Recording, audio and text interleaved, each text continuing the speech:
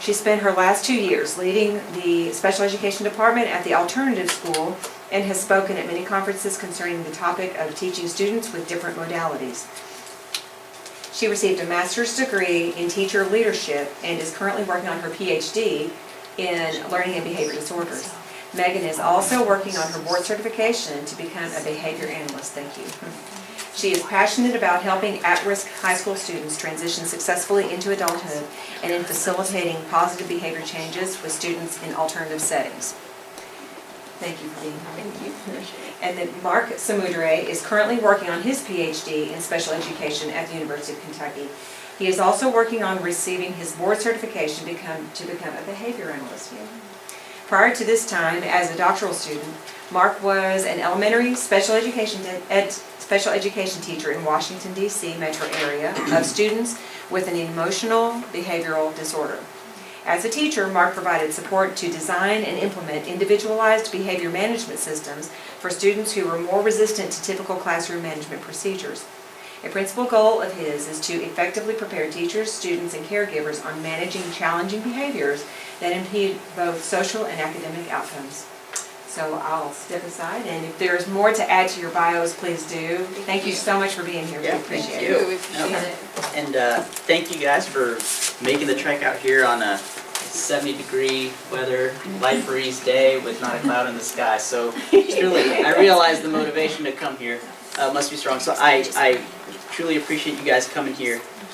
One thing she didn't mention in the bio is that I went to teach elementary because I was guaranteed to be the tallest kid in the class. But at 5'5", you take what you can get. My 10-year-old's 5'3". Oh, sorry, say My again? 10-year-old's 5'3". Yeah. Well, So stay out of his class. see, Yeah. I used to play a game to see how long I could blend into like the 5th grade or 4th grade classroom. Life is teaching. But anyways, let me get rid of this message here. So, Ashley said, I think you guys have read the flyer and you know what we're here to talk to you about. But essentially, this is going to be a broad overview of a lot of the components of functional behavioral assessment and behavior intervention plan process. We're going to talk about this because it's confusing not just for parents, for teachers, and administrators alike. It's confusing because the legal mandates surrounding FBA and BIP and their implementation in schools is kind of vague. There's a level of complexity with it and vagueness that arrives with it. However, in our research in our field, in the field of special education and applied behavior analysis, we know that FBA's, functional behavior assessment, and behavior intervention plans, BIPs, are evidence-based. We know that they work in certain conditions and certain environments, yet it's kind of bridging that research to practice gap. There's a lot of confusion surrounding it though. So what we're here to do today is to help guide you through some of those more confusing components of it. Like I said, if we had all the time in the world, I'd love to get right in the nitty-gritty of it with you. But if you look in your PowerPoint, any questions that you have lingering that you don't get to ask today, shoot us an email and ask us. They're at the end of your PowerPoint in there, so you can go ahead and email us, ask us anything. But I do want to stress, given that, there's not too many of us, we can keep this somewhat informal. Interrupt me. Stop me. I could be mid-sentence, and I want you to stop me if you have a question. Because most of all, my wife says I have no problem talking. So I can do that. There's no problem, and we have more than enough information to fill up the time. However, if it's not what's relevant to your current needs, we want to make sure that we do that. So please help us curb our practice in the moment and just stop us and ask us a question. I will try to the best of my ability, and so will she, to answer those questions, given and will draw from our professional experiences. So we hope you can do justice with that. But if there's no questions, I'm going to kind of get right into it. What I want you to do first is, in your folder, there's a handout that should be about the size of a 5x8 photo. I got to stop walking in front of this light. And so I'm just going to stand in front of it. There should be a photo, or not a photo, a piece of paper that's about the size of 5x8. Yes, it should say a common scenario. What I want you to do is take just a little bit of time, read it, digest it, sit with it. And once it seems like everybody's finished reading it, I'm going to go ahead and call us back. Can I get a copy? Oh, yes. Thank you. Here we go. Thank you. if you need me to move, if I'm in front of this camera, just give me a kick.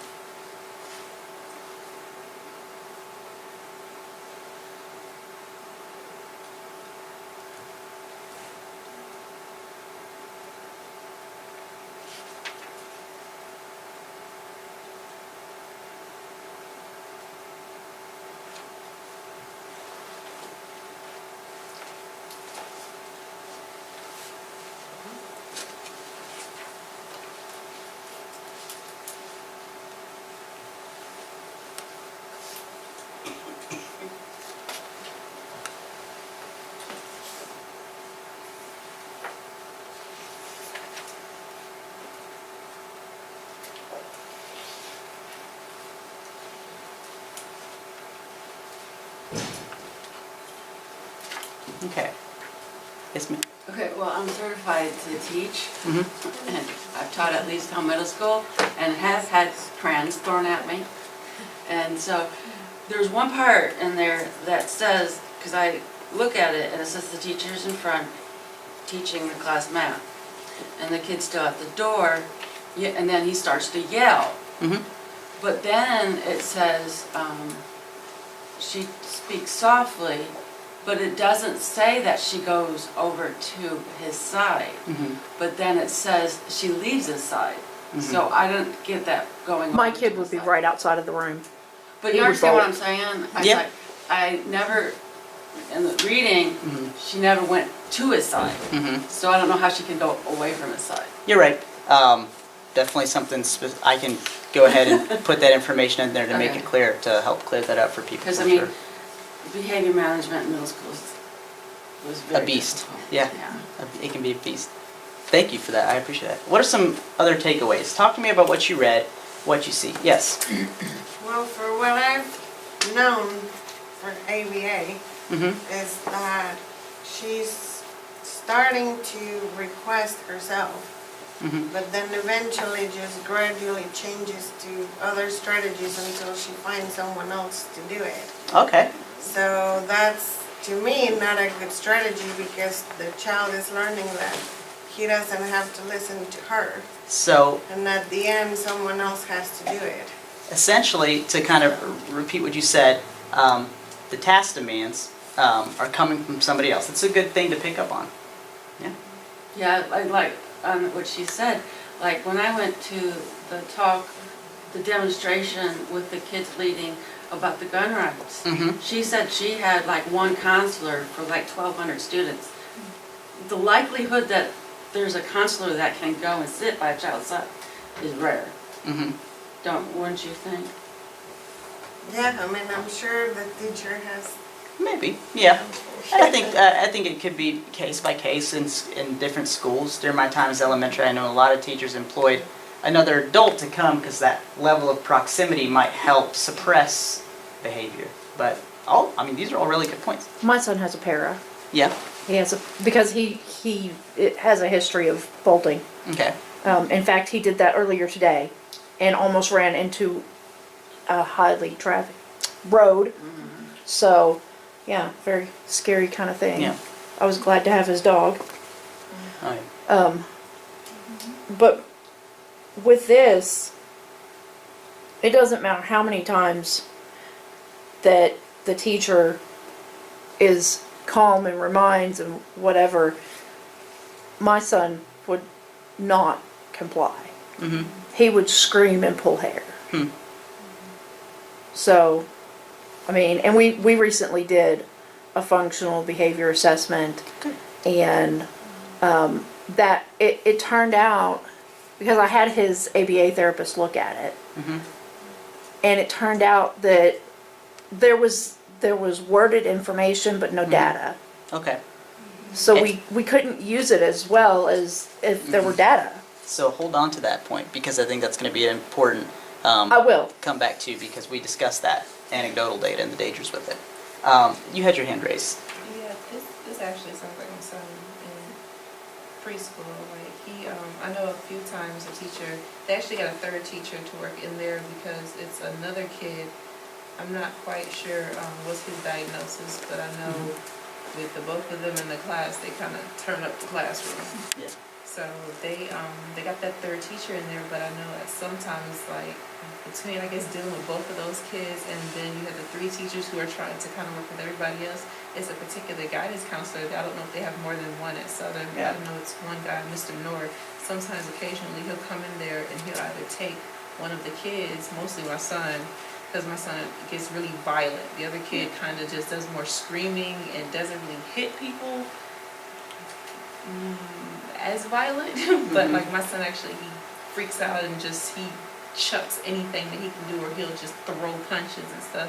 Something like I know the guidance counselor, he does actually, like he'll go in there and he'll sit down with him, or he'll kind of talk more firm to him. Yeah. And then my son just acts like nothing ever happened, and he's just like, oh, okay, oh, thank you.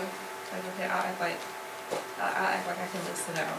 And it's weird. I know when I talked to the guidance counselor, he said he had to do that a couple of times, whether they go to the library or cafeteria or, just passing in the hallway. In those situations, all of these things are so case by case oftentimes. And so hopefully what we're going to try and cover in today's training is kind of considering some before and after components of in regards to challenging behavior that might be occurring.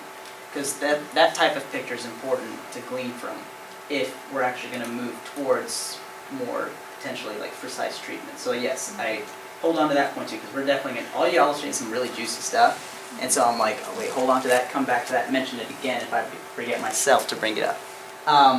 Talk to me in regards to, focus on what you've read, focus on what you've seen in that. If you were to picture it, why do you think Marcus is doing this?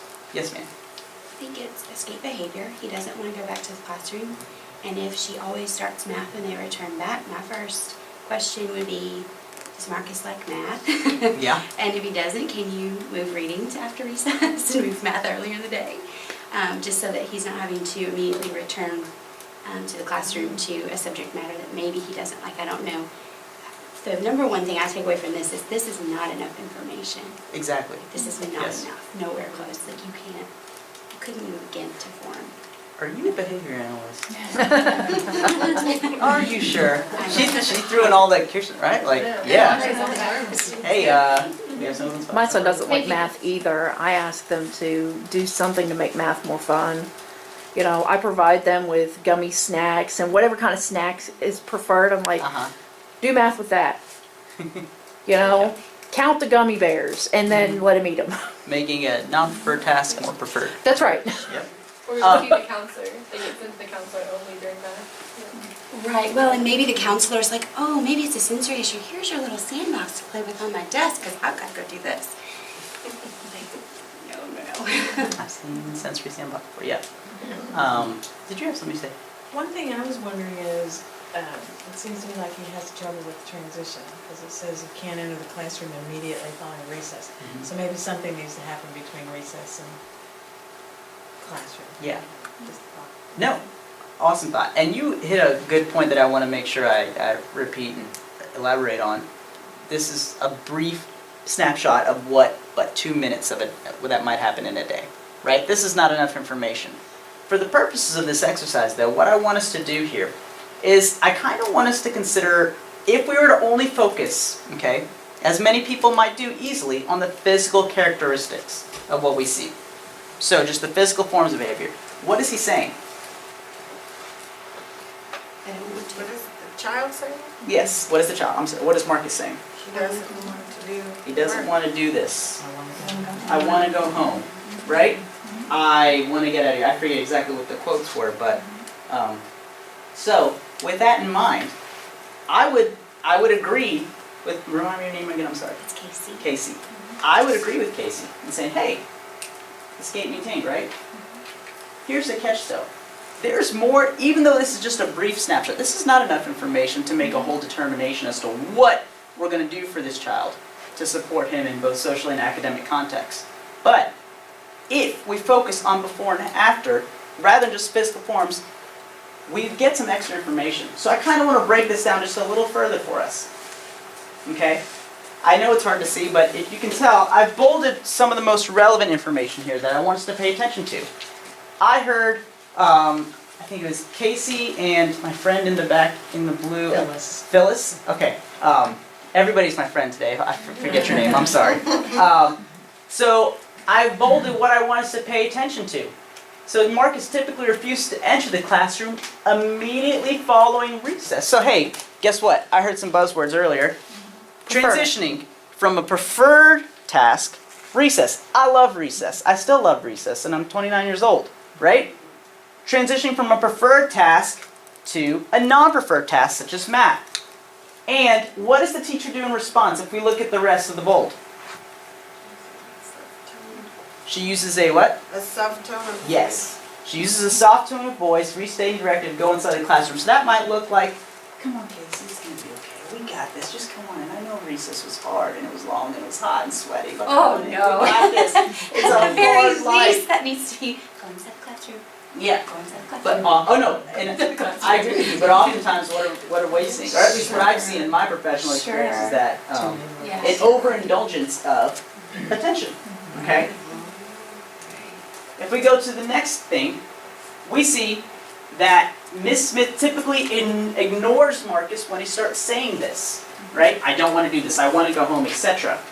So, Miss Smith typically ignores Marcus. In other words, attention is withheld. And what does he do? He begins to shout, okay? We see an increase in the intensity of a response class of behaviors. He begins to shout, I don't want to, or I want to go home, I don't want to do this, I hate math, etc., etc. So we see an increase in intensity. And then the teacher might return and uses maybe a more firm tone of voice and, hey, Casey, listen up. It's time to do math. You need to stop with this, wipe your tears, get a Kleenex, do what you need to do, sit at the table and work. Okay? Maybe something we might see. And imagine this, I should have contexted this more. Imagine this happening in a general education classroom, okay? For context purposes. So there's 25 other students in there. 32 out of 35. 32, 35, 25, 45. I don't know these days, but... So, she reminds Marcus that others work and attempts to verbally redirect him to a seat. In other words, what is she providing? More attention. Yes. Let's go to the last one. When Miss Smith leaves his side, okay, he begins to shout the same phrases, and then we see him up the ante even more. What does he do this time? Trying to leave. But does he ever? Because what happens? She calls in more attention. And calls him what? More attention. Call the backup army. Let's get the school counselor in there. Not saying this is a school counselor's job by any means, but oftentimes you'll resort to whoever you can that doesn't have a classroom that they're tied to, okay? It could be a paraprofessional that they grab. It could be custodian, school counselor, school psych, Kirsten, you know, but it could be anybody, but in the densest and richest amount, okay? From when he upped the ante even further to when he was actually about to leave but never actually does, guess what happens? More attention delivered in heavy and rich amounts, one-on-one. The intent for that was probably what? What was the intent for getting another adult in there? On the teacher's part. To quiet him. Yeah, to suppress, okay? Not, more of a Band-Aid, but the thing with every Band-Aid is what? Temporary. It always comes off, right? So, here's what we see. We see kind of a pattern unveiling itself. I support your guys' stance in saying that when transitioning from a non-preferred task, because that's what set the stage in the very first place. But by focusing on the before and the afters, okay, we're kind of painting a new picture here, aren't we? Where we're stepping aside just focusing on physical characteristics of behavior. When we step aside from focusing on just physical properties, guess what? We consider more functional properties. In other words, the why.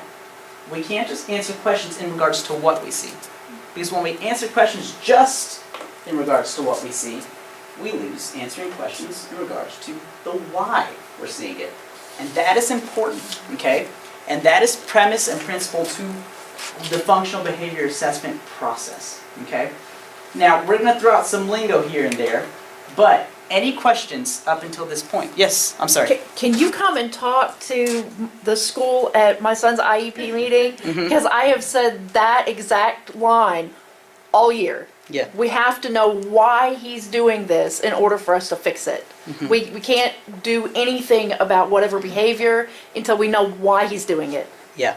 And you know, it's so simple and almost just innate to focus on what we see, right? Because it's right in front of me. It's observable. But when you answer questions in regards to how that behavior relates to the environment, when I say the environment, I can mean anything from the colors on the wall, to the number of chairs in the room, to the intensity of the fluorescent lights, to the number of people. The environment is a really complex and dynamic environment. That's redundant. You get what I'm saying though. But there's a lot of things that can play into setting the stage and maintaining behavior. So focusing on the before and the after is integral to identifying precise interventions. And when I say intervention, I'm meaning any change to the environment that results in a change of behavior. Hopefully, change behavior. Okay? Because only focusing on the what is going to produce what I call a Pinterest intervention. You heard it here first, folks. No. I went to a conference. I'm also certified ESL. And when I went, I heard that some of these schools want teachers to talk and the students to not say anything. Following on her lead, if the student wants to talk, the math has to be more interactive. So now to echo her, and I agree with you, is making a non-preferred task more preferred, right? So changing the different modalities with which we teach, changing the type and format of instruction might have offset this whole thing from occurring in the first place if the task was preferred enough. But we still have to pay attention to the attention that's being delivered in the event of challenging behavior. In the event that Marcus acts like he's about to book it out the door, what happens? And it's almost like he's recognizing the pattern too. So, before we keep going, okay, what I want to do is I want to go over some basic terminology and necessary terminology to the rest. And you're going to hear us refer to this a lot. So when we answer questions about the why of behavior occurs, we're referring to the function of behavior, okay, the purpose of it. When I'm referring to what happens right before a behavior occurs, so in our previous example, in one of the scenarios, it could have been that the teacher withheld attention. So when I'm right beside Casey, and she's like, I don't want to go, and I kind of plan to ignore and I walk away from her and deny attention that's possibly maintained by attention, or behavior that's maintained by attention, we see an increase in that. So that antecedent was attention withheld. Consequence. Now, when I speak on consequence, I'm not necessarily focusing on, in society, consequence might mean perceived forms of justice, right? The consequence to your actions. If I came home on, the color system they have in school classrooms, if I came home on orange, or if I came home on red, my mom told me she was going to send me to live with my grandmother in India. That was the consequence to my actions, right? And so, harsh, right? She never would, though. She's just all tough. But when you're 7, you'd believe it, right? In first-generation family, it's, very tied to cultural roots. That's the side but we're not talking about that today. It's like things you plan on not saying, you end up saying anyways. I like your mom. Huh? I said I like your mom. I like her too, but I don't like her then. So. I'm glad you're still here to teach this. I'm really glad that you're still here I know. to teach this. I would have been teaching in India then, but would have been with my grandmother, and wonderful place, beautiful place. Anyways, so consequence. I'm not talking about perceived forms of justice here. I'm talking about just what happens immediately after a behavior occurs. Okay, I might also refer to it as a consequent event. Okay, reinforcement. This is principal to the field of applied behavior analysis. Okay. Reinforcement is the increase in the probability that a behavior will occur again. So let's piece this out really quickly. If Marcus's behavior was, the whole function of it was to occasion attention, right? The teacher's response to that every time, and the one-on-one counselor, or the school counselor coming and sitting with him and kind of just getting him through math, is that reinforcing to the challenging behavior? Yes. Because guess what? We recognize the pattern. How do you know that Marcus hasn't recognized the same pattern? He probably has. You were there when I was teaching Lexington middle school. I wish you would have talked to me about classroom management when I was teaching Leestown Middle School. And you know, the truth is, like, I look back at my time as teacher, and I honestly can go through a litany of things that I did wrong, you know? And it's kind of that self-reflection that, you know, you're looking at your past self and your professional It's just experiences. this is like the answer. Yeah. Yeah, and you know, but you can take it and apply it to future, right? Yes. Your current and your future work, you can apply it and you can make sure that you impact on this level. So there you go. It's not all lost. That's the thing. So reinforcement was provided for the behavior. Now I want to quickly specify a point before we get into the meat of this. While we are given a topic overview of general concepts, we are going to cover FBA and BIPs. But when we're speaking of reinforcement, you only reinforce behaviors. So you might hear other uses of the term reinforcement. I gave him this worksheet to reinforce math, or to, you know, math reinforcement, etc. In the context of behavioral terminology, reinforcement can only occur for a behavior. So I wouldn't reinforce Megan. I would reinforce Megan's behavior. Okay. So I think that's an important point to pick up on, and you'll kind of hear us reference this terminology throughout the course of this brief presentation. Any questions so far? All right. Pass the baton. Alright. Tricky spots actually. Feel so far away back there. It's not that far, but you never know. So same with me. Ask any questions you might have. I'm glad to stop and answer those as well. And I identify when I taught middle school and high school as well. I'm in this program now, and I think if I would have known this while I was teaching, I think of students and think of situations, like, oh, that could have changed this whole dynamic. So like Mark said, it's a changing process. We take what we learn today and use it for the future. So that's the benefit. Oh, one thing. Yes. So you have a dog now, right? Yeah, we have a service dog. And people don't understand that if you have a service dog, people don't want to come and like you pet the dog, because all that training can, you know, the dog is the service dog. It's not a play dog, and it can take, when it's teaching, it can take so much to regain that what it's supposed to do. That applies to this too. So if this already happened, and then now we understand what it's going to take like 5 times more to. You have to do it like right away. Right.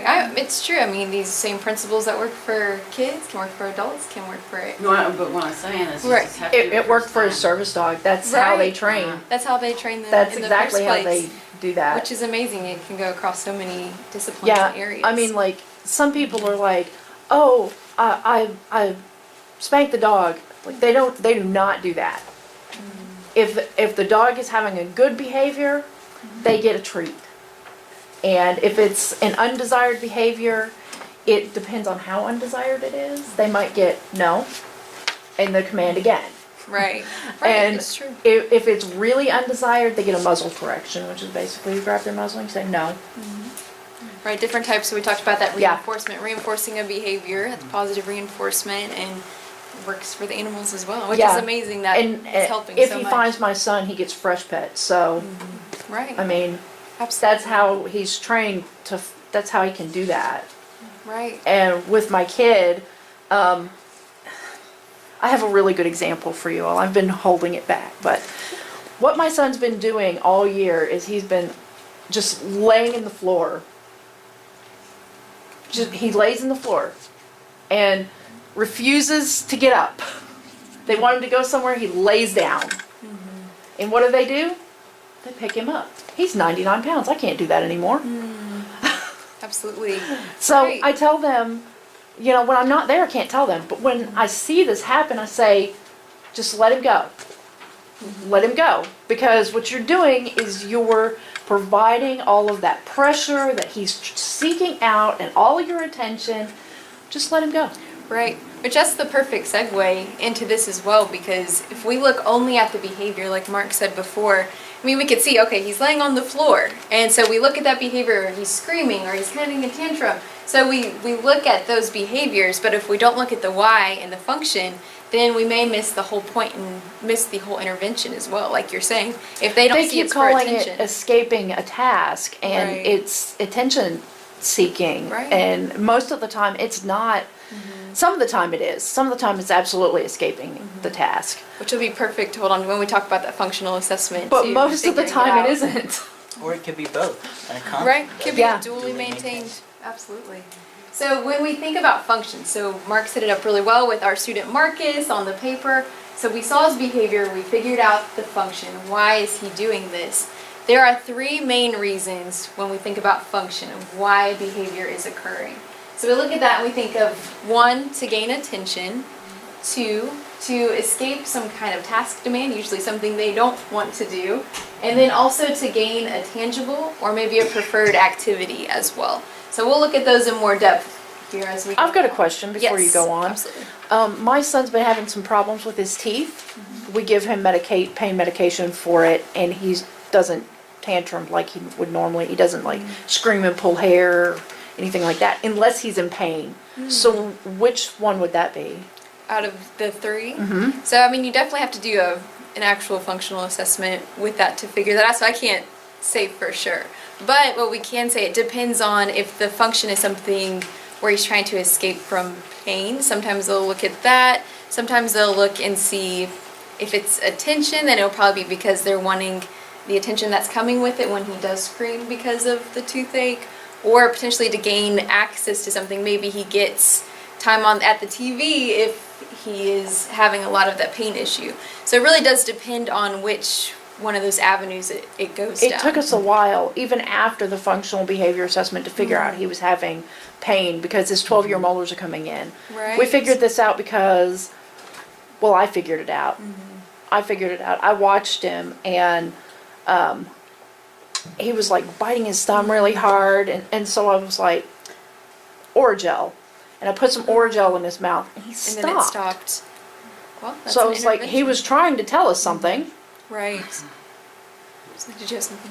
Well, I was just going to say, and those are common functions right up there. So that's Right. not a comprehensive list by any means.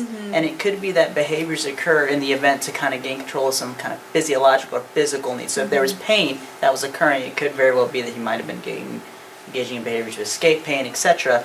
Or it could have been, a lot of what we do in our science and in our field can work in concert with other avenues. Now, while we can't take necessarily a medical route to diagnose what was wrong and what it might have been occasioning the behaviors, we can kind of say that there possibly is a maintaining function that relies on the physical environment or a more physiological need that needed to be maintained. And so that is something that also comes to play in this science too. Absolutely. We have to work in concert with all of that just to get a treatment. Right. That's These are the comprehensive. 3 main topics that we look at with the gaining attention and escape and with the tangible. But of course, there are so many variants to this and so many situations that that's why we have to do the functional assessment. And like you said, that you all did that too. But sometimes we always call that the simplest solution is the best solution too. So if it is something where it just takes some Oragel because it's the tooth and that's the simplest intervention, that's it. But I mean, we can't say exactly. But that's We've a good seen question. a decrease in behaviors since we started him on pain medicine until we get this resolved. Right. He goes on Wednesday to the oral surgeon. So. Just to see, we'll have to see how that works out for him too. Yeah. That's They really can't even clean his teeth unless he's asleep because he won't cooperate. So. That's hard. I don't know how many people want to go to the dentist either, so I'm right there with him. I Yeah. understand that pain. So when we look at gaining attention, this is something that we all do, that we all need, is to gain attention in some way, but there are appropriate ways that we can do this. When we're in the classroom, we raise our hand, even you all do that. You kind of wait and look at us like, oh, hey, I have something to say. That's appropriate. And also just walking up to somebody and say, hey, excuse me, or hey, June, I want to ask you something. That's appropriate. Sometimes our kids don't necessarily know how to ask that appropriately. So we see them, maybe they're in a row of desks in their classroom, they pull the kids' hair in front of them because they're trying to get their attention, but they pull their hair. What kind of reaction will the peer have towards them? Probably not very good, right? And then they end up saying, oh, I don't want to hang out with that kid, I don't want to talk to them. Then there's further issues with that. Also, some people in here already mentioned throwing materials or screaming, different ways to gain attention. And at that point, maybe the teacher comes over and says, hey, you need to stop. Like you mentioned before in your example, Casey, now you need to stop that. You can't do that. even though we might see that as negative, we a lot of times don't want someone to tell us, stop, don't do that. That would make us stop already. But for some kids, that's the attention they're craving, even if it is a negative form of attention. So what happens if that is what they're seeking, is that attention, we're like, oh, stop, don't do that, you need to quit, when they're physically aggressing, and you're, okay, we gotta get all teachers in here, and we've got to restrain, and we have to do this, that's still a form of attention. So the child is learning, oh, if I do and I engage in this behavior, then this result happens for me. I gain the attention that I'm seeking. So maybe next time I'm going to do the same thing again. I'm going to either scream or physically aggress or pull the kid's hair because he looked and he talked at me. Even if he didn't necessarily say something nice back to me, at least he noticed me, right? Or scream and pull the teacher's hair, Or which the is what my teacher's son's hair. been doing. Right. And I remember being the teacher who has a child who's cussing me out or throwing things or trying to attempt to punch me, or maybe that's very common. But if we look at only the behavior and we see only what's happening, we can miss the actual reason why, the function behind it. So once we say, we give all that attention, like, oh, it's working, I'm going to do it again next time. That's just kind of the behind the scenes portion of that. Does anyone have any questions? Yes. So, I work at Amazon and we have made on demand books like thousands and I have to put them on the shelf and like I look at them. And one was about like young kids and they're throwing a tantrum and this is, and what they're asking the mother is, I'm upset, what should I do? Because, right. that's one thing, Absolutely. so, I'm doing this, I don't understand why I'm doing this. Instead of saying stop doing it, it's just like, oh, did you want to play with so-and-so? Right, which is a big piece. We talk about functional communication quite a bit as well, because if they don't necessarily have the communication skills or don't know how to ask for something, and so their only way is to, scream about something or rip pages out because they're trying to say something, it's good to teach them the skills. I want this or I need this. Yes. I do have a question. Sure. So, if you don't have yet a functional behavior assessment, or you don't have, in a specific, in your example, like if you don't already have a plan on how to address that issue, what would the teacher do if that happens? Like if he's hurting someone else, like what's the appropriate thing to do if it's not to say no? Like what would you do then? Right. Do you mean in a situation where it's maybe physically aggressive that they need to deal with it in the moment? Yeah, like the exact example you were saying. So what's the appropriate thing to do? What's a good intervention for a situation with attention? And that's a great question, because a lot of times we'll talk about this when we get to the behavior intervention plan, because what they'll do, they'll take that function piece and we say, oh, it's definitely attention. We figured that out through the functional assessment.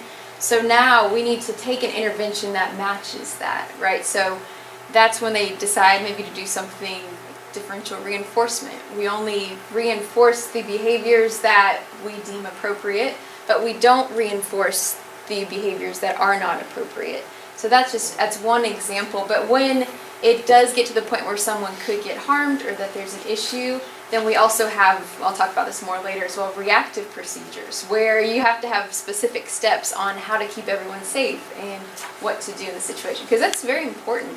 Because it can be difficult if you're a teacher or a parent and your child is aggressing against you. You're thinking, I'm not thinking about this. I'm thinking about it as a parent point of view, because as parents we just react in the moment. It's very easy to do. As a therapist, I'm sure you analyze the situation, but as a parent, at least Yes. as much ABA as I've I had know. around me, Right, it's it still just easy feels to like react. my first reaction is saying no or stop or True. this, it's like, Right, which I so think that's is, why I'm asking. that's a great question, because a lot of times too when we think about it, if we know in advance what probably is the function of the behavior, we think, oh, it's attention, and we have a game plan before it's happening, it's best to know before it actually occurs. But of course we all have those moments where something hits us and we're thinking, I'm in the moment, I have to do a split-second decision as well.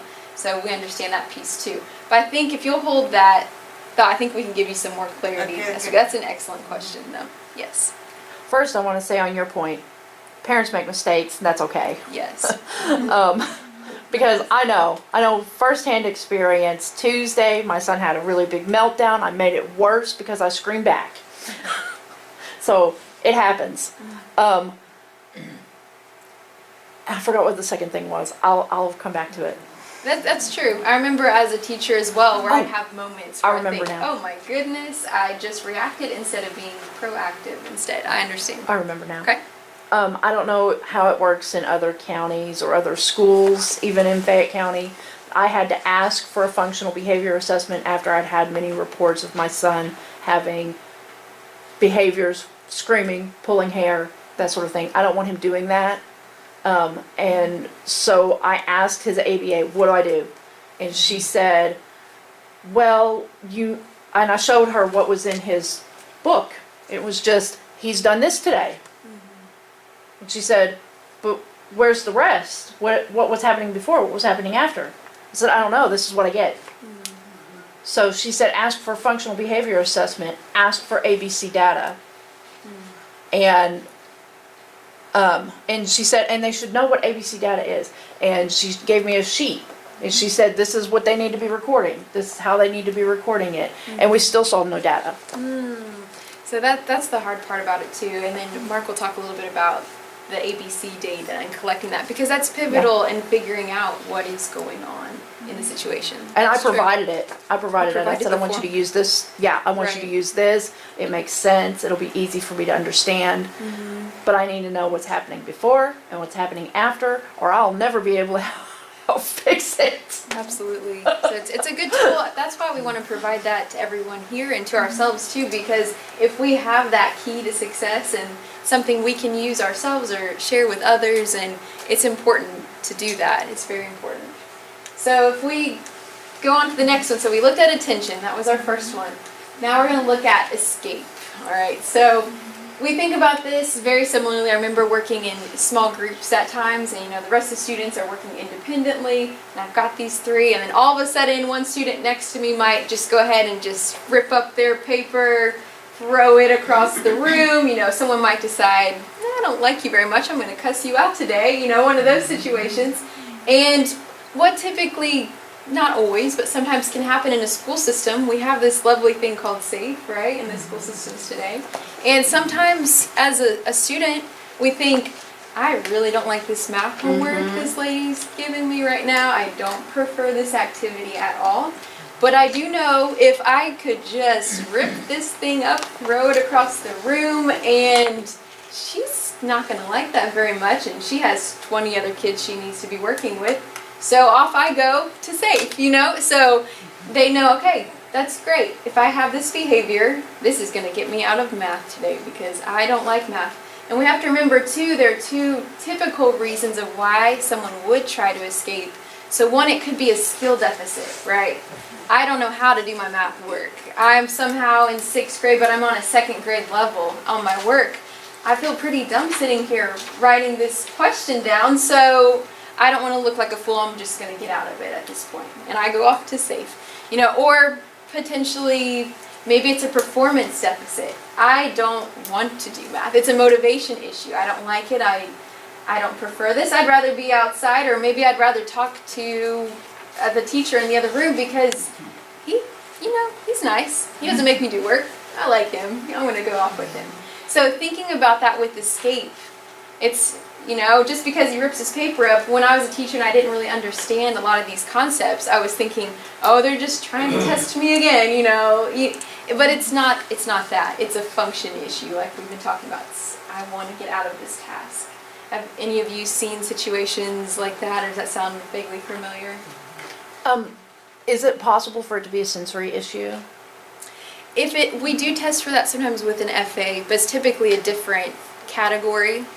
And so we have the three that we've talked about, the attention, escape, tangible, and then sometimes we'll test to see if it is sensory. That's usually, it can happen, but a lot of times people, we oftentimes think, oh, we automatically go towards sensory, but we can't automatically go towards that. We need to look at these other three areas, because these are less commonly thought about, but it could potentially be. I just asked that question because, for a long time, my son would, if we went into a restaurant and it was busy, he would hide under the table. And that was a sensory thing because there was so much going on. There were people talking, music was loud, Right. and he would go under the table and hide. And it took us continuing to take him out to restaurants and get him more familiarized with that. And then one of his community living support goals is to go to restaurants and choose tables when it's busy. So, and we don't make him do that all the time, but as often as we can, Right. we do that. And he's gotten a lot better. He will sit at the table and Which could be Yeah. a strategy or an intervention too when we think about offering choice to kids. So sometimes we'll talk about that as well. Because whatever the function may be, I'll just go back to this example of escape. Let's say I don't necessarily like crowds, and so I go into a very, and not talking about your situation, but just a separate one. If I go into a room and I don't necessarily care for that, and I'd rather be away from that situation, thinking of the escape mechanism, I'd rather escape and, I go hide in the bathroom or go hide somewhere else. It might be anywhere, but then offering choice. Would you like to sit in this more secluded room or would you like to sit here? That is something that my son could be does just possible. that. If we have visitors, he goes and hides in the bathroom. Right? I mean, Yeah. people do I have it. to go and get him. That you have visitors, you have to come out of the bathroom. Right? You can't stay in here. No. Yeah. It happens with situations. But that's good. That's a But good if he's getting situation as close well. to a meltdown, we let him lay down in his room with his dog, with the lights off and the jellyfish lamp on, until he's calm, and then we try it again. Absolutely. Try again. That's Yeah. good. These are good situations to bring up. Anyone else have another one with escape before we move on? You've all brought great points up. And a lot of you are throwing out the lingo too. Like, we have behavior analysts in this room. We love it. So when we think about gaining a tangible, I'm sure even if you haven't dealt with it personally, all had the situations where maybe we're walking through the grocery store that day, right? And I don't know how old your child is at this point, but maybe when they were 3 or 4, we've all had that situation where they're pointing at, ooh, I see Fruit Loops, and they're sitting in the front of that cart and they're thinking, Mom, I want Fruit Loops. And you say, I'm sorry, no, you can't have those Fruit Loops. And maybe if you've seen this in a grocery store, what happens next? All the screaming, the crying, the cutting of the fits, and it can go one of 2 ways. Either you still walk away and there are no Fruit Loops that have been given to the child, or maybe sometimes, because like we said, we are human and we all think this is embarrassing, we got 10 other parents and people around me, I just want to get out of this situation right now. So, all right, Susie, you can have these Fruit Loops today, but not next time. You're not having that again. So what did we just teach our child? I mean, We all reinforce do that it. behavior. We all do it. We reinforce that behavior. So they think, oh, okay, so I really wanted those Fruit Loops. You said I screamed, I cut a fit, and I got what I wanted. So it's a very interesting, we don't always think about it in the time that, because our kids are smart, no matter what, they're incredibly gifted and understand. So that's one situation, or maybe you have an older child at this point, or I've worked with high school students when I was in school, and I was a teenager as well at some point, and maybe your teenage daughter says, hey, I want to go to the mall with my friends, but you don't necessarily like the friends that she's about to go out with, and so you say, no, I'm sorry, you can't go out tonight, you can't go with them. And she goes, but Mom, I hate you, how could you do this to me, you're ruining my life, and cuts a fit, slams the door, all of this, and you're thinking, okay, I don't want to deal with this right now, I have stress, I have a job, I have all these other things I want to deal with, it's fine, just go out with your friends tonight. And so once again, subliminally, what have we just taught them? Okay, you showed these behaviors, this is what is reinforced, this is what you're receiving. So it's a lot to think about, and like Mark said earlier, it's so simple, but yet it's so profound all at the same time, because I didn't know half the things that I was, doing, but reinforcing that I didn't necessarily want to reinforce that kind of behavior. And we did that when we were kids too, right? Oh, Like, I would ask my mom the same question for a week. I would, if I knew that there was a party Yes. coming up or something I wanted to do, I knew it was like a week away. I'd start start early. Yeah, break 'em start down. early. And she'd Right. say no. And the next day I'd ask her and she'd say no. And, you know, I'd ask her 3 or 4 times the same day at different times. Right. By Friday, she's like, fine, Right. I did that stop last asking me. week. I did that last We week with still my do it, wife. yeah. Guess what? I'm getting a new grill. No, I'm kidding. So true. You know, and we figure out too how long it's going to take in order to receive what we're wanting as well. And so we keep going up until that point. Or who So, to ask. or who to ask, exactly. I ask Mom because she usually hands me the $20 bill, but I don't ask Dad because he says, sorry, no, you're not getting it, he never gives it to me. So it's an excellent point. We do it as adults too. We do it as adults. We do it to our spouse, Yes. like you were saying. Yes, that's what's amazing. It doesn't just apply to our kids, it applies to ourselves. We can start figuring out why we're doing the things we're doing too at that rate. So it's pretty incredible. So all of this to say with those 3 components, I'm looking at them very carefully. No classroom, no home is immune to challenging behaviors. I mean, not at all. So it's so easy to get to that point. I know from a teacher perspective, there's burnout, right? You deal with challenging behaviors day after day, and at some point it gets tiring and stressful. As a parent, when we deal with challenging behaviors, it gets tiring and stressful. So it's important to look at these components because it could be the key that could unlock changes that lead to potentially a better life for ourselves and for our kids. So it's very important to learn. And just a little bit of a side note, we won't necessarily watch these now or today, but we've created a couple of videos, 3 videos, kind of touch on what we've talked about, but gives you a little bit more depth. And if you look in your packet that we handed out to you, it's not the little paper with the vignette and the story of Marcus, it's the other paper, and it has this, thank you, yes, this one, the 3 video links. So it's a great tool that you can use and go type that into YouTube later on after you're out of here and you want more information. That could be a great tool for you as well. So, and All right. any other questions about any of that? Awesome. We're going to talk about some functional assessment. So, okay, so those video tools just Megan was just mentioning, you know, whatever we discussed today, please refer back to that, because I know this is hurling a lot of information. Some you've heard, some you haven't, but we want to make sure you have some lasting tools that you can access on your own time should you have any additional questions. Our email's always there too.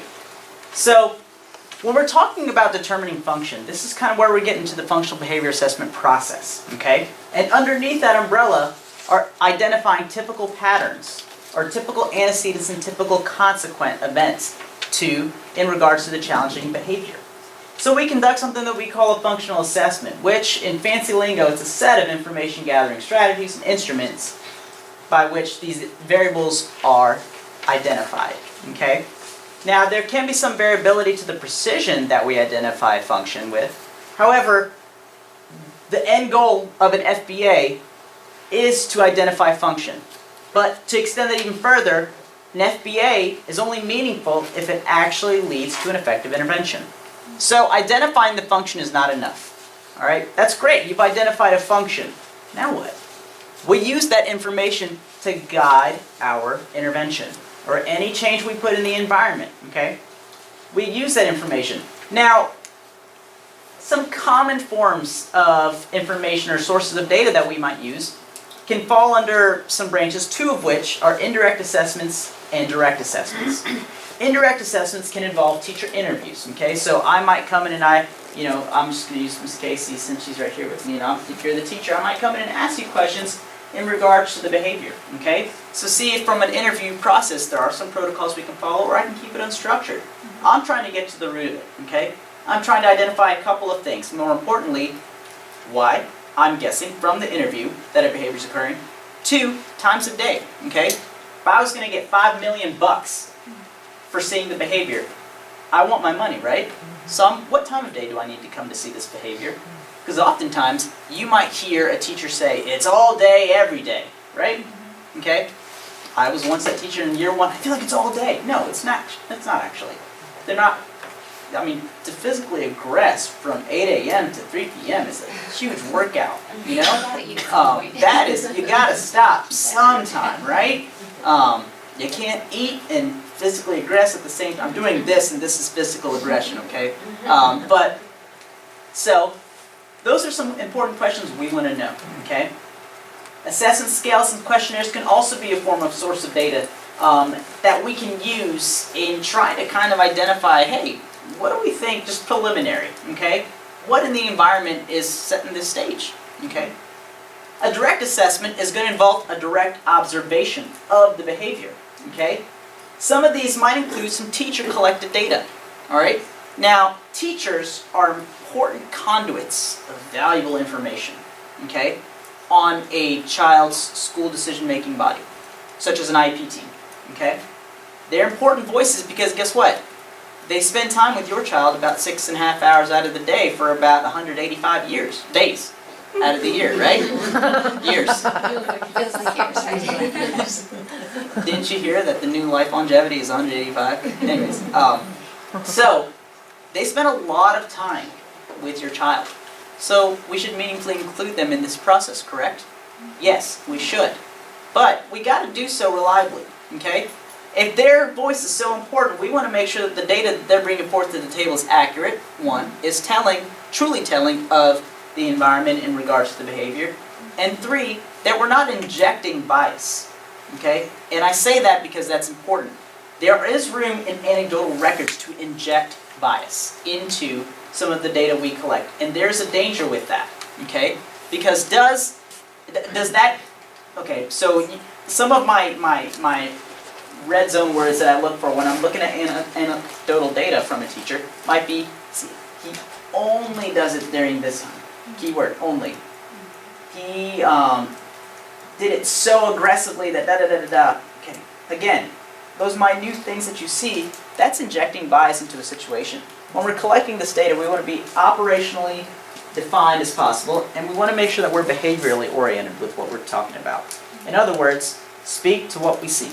You know how I told you, like, hey, don't only focus on what you see, right? Focus on the why. When it comes to behavioral data, okay, and collecting data, huh? Don't focus on the why then.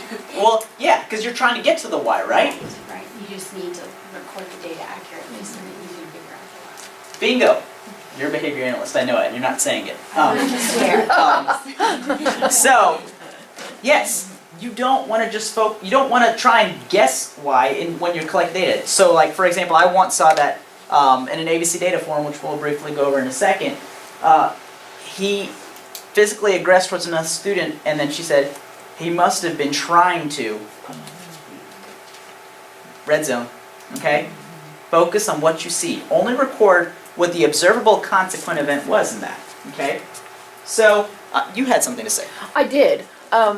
I think you said, you know, the teachers to spend so much time with our kids, and that's definitely true. But sometimes when we're collecting this data, teachers and educators, not just the person who's working directly with our child, but they forget that the parent is with them the rest of the time, through the summer, in the evening. And if the behavior is occurring not just at school, shouldn't the parents also be included in the data? Yeah, you're right. Because, like, I wasn't interviewed about what was happening at home, and I had mentioned that the behavior was happening at home. So, you know, a more comprehensive form to address that might be that you collect the same type of data at home. Correct. And then we compare and we contrast, and we try and identify typical antecedents and consequences that occur. Second, we understand that the demands in home are different from the demands in school. We want to make sure that, you know, if there's a specific type of demand, we can't yank that demand. Because in real life, guess what? That demand's probably going to pop up sometime. We want to prepare the child to approach that demand in a more appropriate fashion, as maybe not temper tantrum, not lay on the floor every time that demand is presented. We want to make sure that, well, I don't want to get too into it, but we want to provide a comprehensive support system that involves integrating parents, integrating teachers, bringing them together to the school decision-making body meetings, whether it be an FBA meeting, an IEP meeting, etc. Because that level of networking and support is really going to promote the overall success. Phyllis, you had something to say, correct? I think you got it already. Okay. You sure? Well, my feeling is that teachers, I have been told that teachers care about what's happening in the classroom, because that's the environment they have to control. So when I've talked to them about especially foster kids and the experiences they've been through and how trauma is impacting their ability to function in the classroom, they care about that, but they don't feel like they control everything. So their whole focus is on counting behaviors in the classroom, fixing behaviors in the classroom. So to talk about involving the family and what's happening at home, I have not found it to be that they mesh those very well, because their primary objective is controlling the class. Yeah, because oftentimes, That is exactly what I was saying too, because, I mean, like I said, this pulling hair and screaming, that's happening at school and at home. So, on the flip side, and that's important too. I've also had parents who said, I don't see this at home, so you're doing something wrong. So in I've heard that too. And so that's also when we need to consider, all right, the demands are different, the environment is different. There might be more access to reinforcement for the child at home than at school, okay? School can be a terribly aversive experience. Home may not be. Different demanding environments, yes.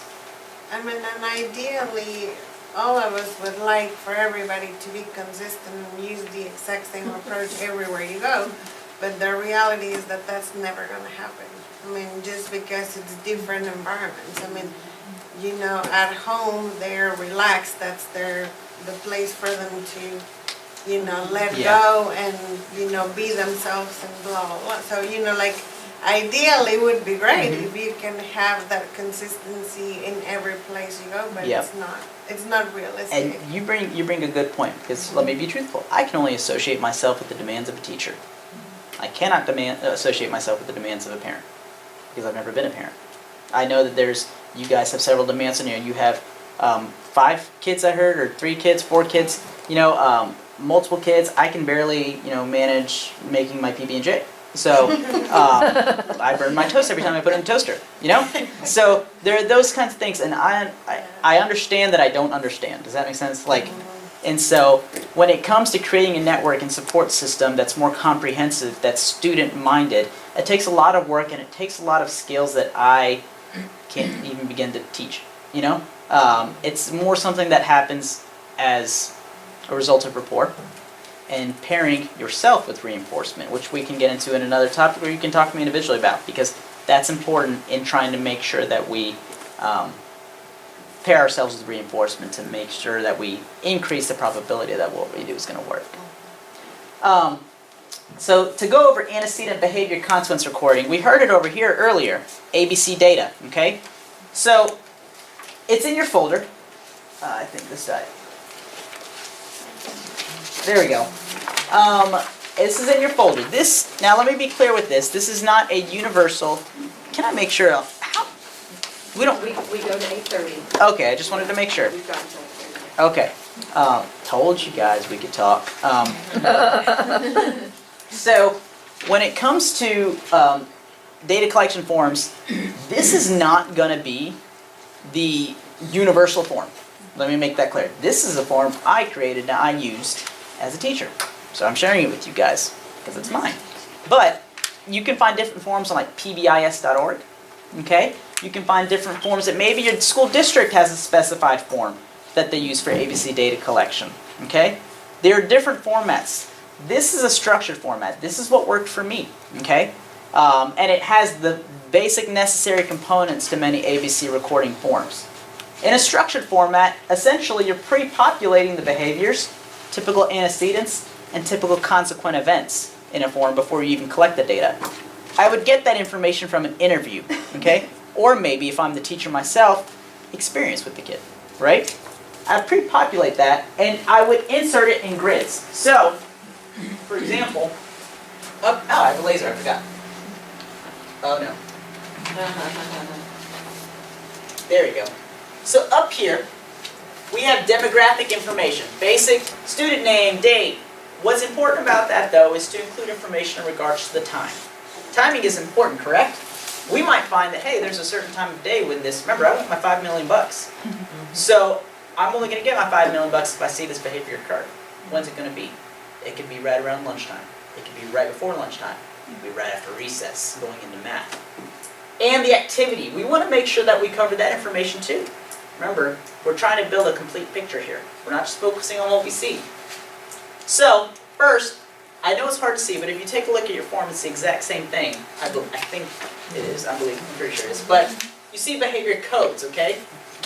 You'd essentially include that. So if I saw an occurrence of hitting, I'd put H right here, right? I'd include the time that it happened. And then I'd go to these antecedent events, essentially. I would identify what happened within 5 seconds before hitting occurred. It might be that, hey, this student was told no. So, can I have a piece of candy? No. 1, 2, hit, right? I know it's not never sometimes that clear. For the sake of example though, they might be told no, so I'd go ahead and put an X right there underneath the same column as hitting. Then, what event happened within 5 to 10 seconds right after that behavior occurred? The consequent event. Essentially, what if he was given access to an activity item or other materials, leisure materials? I would go ahead and put an X right there, okay? That would be one ABC. That's not enough to make a determination, okay? I want to stress that in ABC data collection, in any type of data collection in regards to behavior, you want to make sure you have repeated observations. We don't want to just sit there and get one brief picture, one picture to tell a story, right? Even though a picture's worth 1,000 words, 10 pictures are worth 10,000 words, right? So the more pictures, the better. We want to have repeated observations during the typical pattern, or typical time of day that this behavior occurs, okay? So essentially, you would make this personalized and you can fill it in as you see it, okay? And additional areas to record some notes. Because remember, classrooms are complex environments, right? 25, 35, 40 kids, a lot of kids, right? A lot going on. A lot can happen, right? We want to make sure we record as much as we can.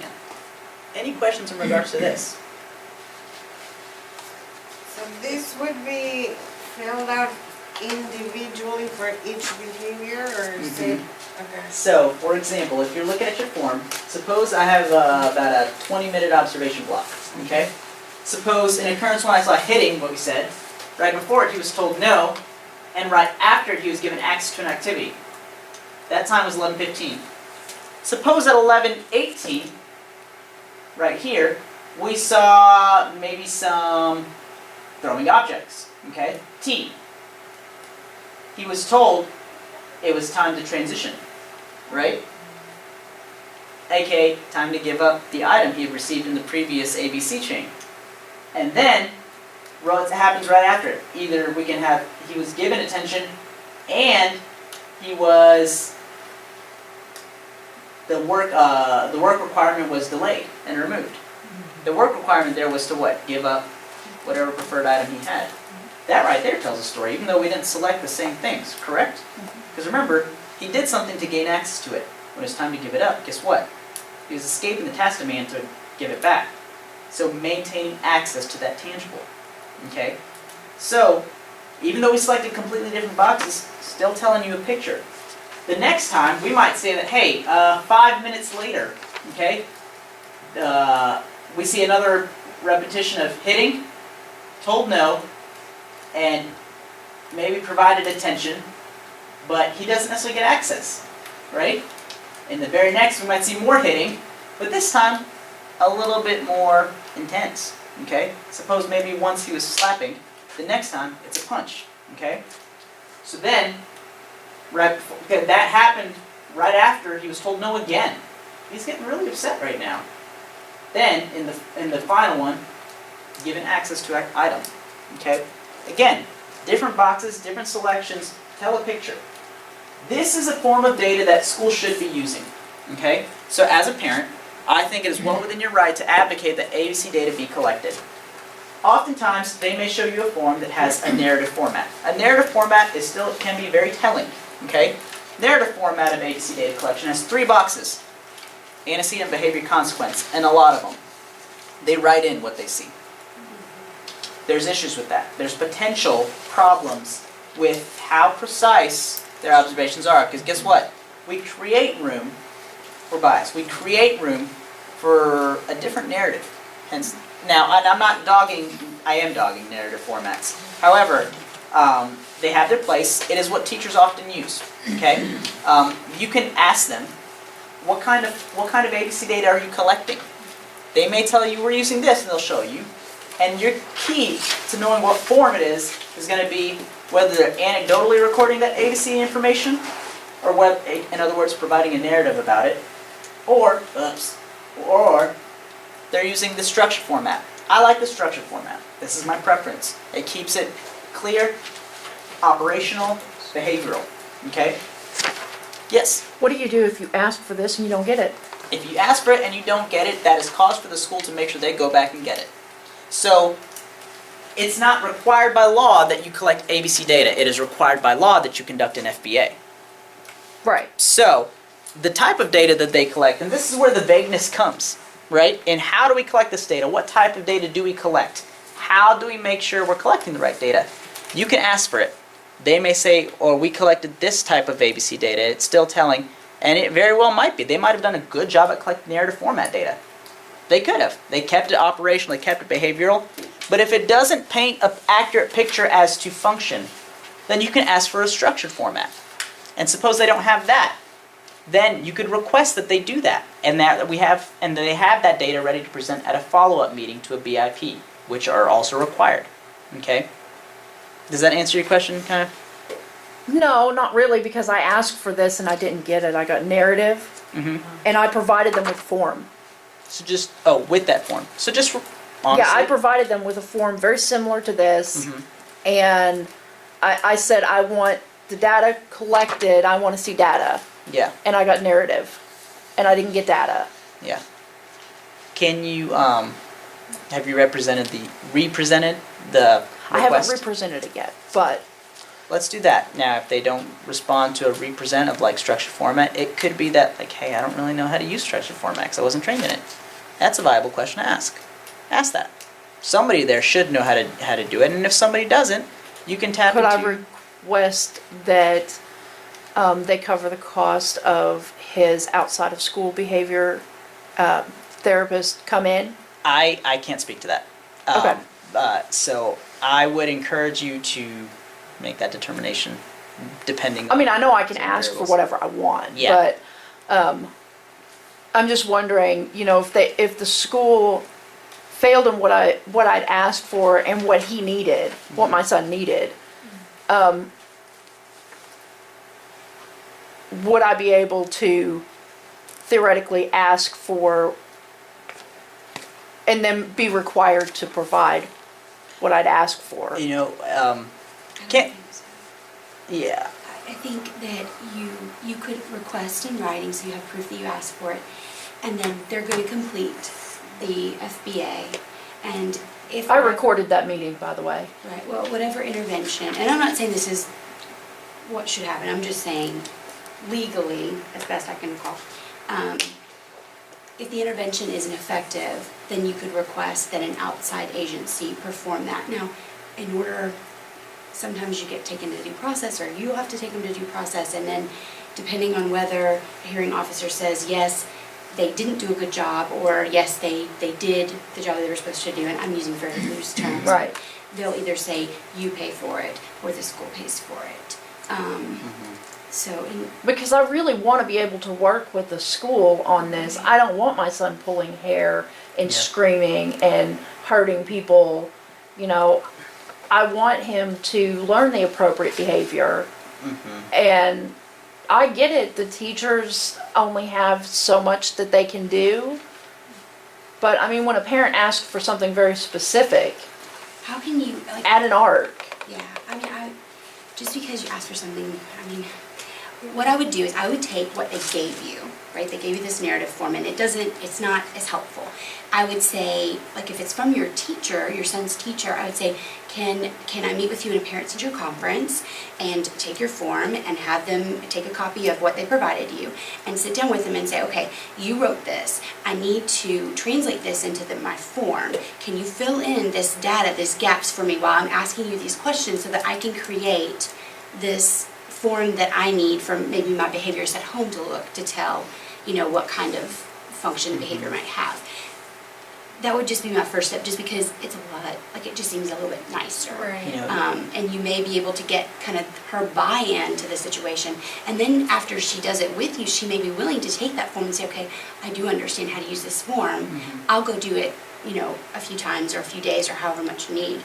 Because they did do the functional behavior assessment, but what I got was narrative. so, and you know what?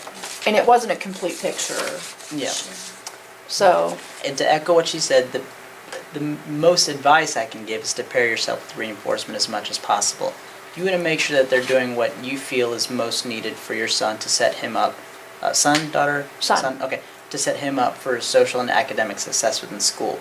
So pairing yourself with reinforcement, supporting in that level, can help promote that, because changing sometimes teacher... I feel like I'm talking to a brick wall and because, you very well might be sometimes. I mean, and like, this is what works at home, can we try it at school? But you know what? And it's hit or miss. In order to change student behavior, guess what we have to change first? Teacher behavior. So, you know, that's what has to happen first. Because guess what? Who's collecting data? Who's implementing the intervention? Right. Who's, you know, you're at the meetings, you're speaking up as well, but they're speaking as well. So, in order to change student behavior, we have to change teacher behavior. Sometimes that means pairing yourself with reinforcement. Other times, it might mean taking a more direct and assertive approach and going into issues of compliance surrounding special education law. When those situations comes, I'm no Bible when it comes to special education law. I'm not a lawyer, I'm not an attorney, I don't function in that capacity. I know the generics when it comes to the law and surrounding the use of FBA and BIP. It's gotten to the point where I've decided that we're going to try 6th grade, and if I'm not happy, I'm pulling him out for at least a year. Because I mean, I think your point, Casey, makes a lot of sense too, because sometimes teachers aren't trained in these activities, which is sad and scary, but it happens. So sometimes instead of saying to the parent, oh, I just don't know how to do the structured form versus narrative, they'd rather just say, no, I just want to do the narrative, or they just ignore, you know, it could go a couple different ways. You said but- ignore. That's what I feel like has been happening for years. I say something and it's not, since we've introduced the service dog, I'm being listened to a little bit more. Yeah. That has a lot to do with, my son's school has a new principal.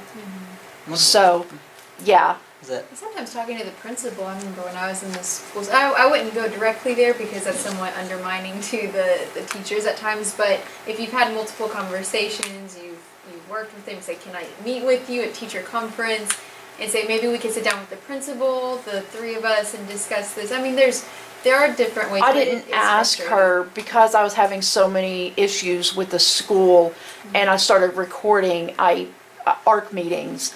She started sitting in. I didn't ask for that. She just did. So, and then she asked me if I had volunteered at the school before. I was like, no, I was prevented from doing that previously, but I'd filled out the forms already. I didn't realize it, but I had, and I sent her like a screenshot from my phone that said, you've already completed the background. Right. yeah. And she asked me to start volunteering at school. So I've been at my son's school every day that he has for the last month. Right. I would recommend also the video links that we provided Well, you all. The second video talks a lot about what your rights are as a parent, to say when you should be able to request for an FBA, when you should be able to request for these things, because that part is legal. We might not be able to speak to exactly the type of form they get to get you the FBA, but at least I would definitely check out that second link and go through your rights. And I've had to provide the school during ARC meetings with what the law says. Like, I provide it to them. I say, I've looked it up, this is what the law is, here it is. I bring it with me. Right. So, yeah, I mean, it's just what I've had to do as a parent. And that's why it's great that you all come to these meetings, because it's more knowledge, and that way you can advocate the way that you need to advocate as well. So- by the way, if parents I need an feel- advocate, You know, being in school, I've seen IEPs that require this kind of format, but it's specific behaviors. And you have to check it out every 15 minutes. I like this one better But so, and also, like, I really think that was a good idea to go to the teacher and translate the narrative. Sometimes the teacher might think, well, this is what I have to do legally. If I do anything else, that might go against me. But this is a really neat form, but That's a good teachers are point. so used to the 15-minute Sometimes teachers don't know their rights either. And tell you the truth, like, you see the teachers picketing, they are by law supposed to have like 25. They have 30 to 35 students. Do you know how difficult it is to check out every 15 minutes when you're trying to teach a sophisticated subject like math, you know, to other kids also with disabilities? It's extremely hard. I love that, but, you know, to get it into the school system. Yeah, and you can, you know, you have my permission to bring this form, and sorry, I'm blogging it, but you can bring this form, take it to your the school decision-making body for your child to advocate for something like this to use. You can also go to pbis.org and look up other ABC data checklists. Find one you like. Find one you like. It doesn't have to be this. This is just a generic form that I made and I used as a teacher. So, and it could be kind of like, to echo what Megan was saying, it could be a lack of teacher training that occurs, and we can be the conduits for some of that stuff. You know, you as parents, and you know, but yeah. To keep us going really fast, it doesn't only have to be a teacher that collects the data, though. Okay, and that's an important point to consider. It can be a school psychologist, behavior specialist. If you know, most of these behaviors occur in a general education classroom, we could have the special education teacher come in and do that. It could be a behavior analyst, okay? A lot of these people are sometimes housed within the school body, and other times, such as a behavior analyst, they're housed outside of it with independent agencies, okay? Ms. Case can tell us all about behavior analysts because she's secretly one, I know it. No. So you can have... I'm sorry. You okay? Yeah, I'm good. Thank you. So it doesn't have to be a teacher that collects this data, all right? You have at your disposal a lot of other people in that building that can. However, these people can also be the ones who conduct a teacher interview or a functional analysis of problem behavior. I want to briefly go over this without getting too into it. A functional analysis is the most pristine method of determining function. While we have, you know, direct and indirect assessments that we can do to assess function, guess what? There's still a lot of room for error, isn't there? Right? In trying to paint a picture, you can have a misstroke, and we want to make sure that what we're doing is reliably alerted by the data we collect. If by some point in time that an indirect and a direct assessment, such as ABC data, are not telling enough, or we're not able to ascertain like what the function is, we might conduct a functional analysis, which requires, or doesn't require, but it's usually a person with more behavioral training. Because essentially within a functional analysis, you manipulate consequent events to provoke or evoke the occurrence of challenging behavior. Okay? Now, as a general education teacher, suppose, for example, the behavior was a physical aggression, right? Within that class of behaviors. It would not be appropriate to ask a general education teacher to conduct a functional analysis. Given, you know, we're in an environment with 25 to 35 other students, and to intentionally provoke aggression, to examine, to try and more precisely identify some maintaining events is not appropriate. A special education teacher might have received training on how to conduct a FA, or they might have not. Behavior analysts, more often than not, and they should, they have the training to conduct a functional analysis. You can request this if data learned from the indirect and direct assessment do not paint a full picture of what function is. Or you're unclear still, and you're not able to determine that, okay? So, a functional analysis can be used. A school psychologist, sometimes they receive training within their program, sometimes they don't. I don't really know if it's a required competency within school psychology. I know a lot of our school psychologists are receiving training in that area, but I'm not entirely sure. But it could be. I just can't speak to it intelligently. So that is there, okay? Now, this is another video, we're not going to play it for you right now, but it is one of the videos that's provided on your link. Or on your cheat sheet of video links. Alright, in your folder as well, you should have a behavior intervention plan, and the front of it has a highlighted portion.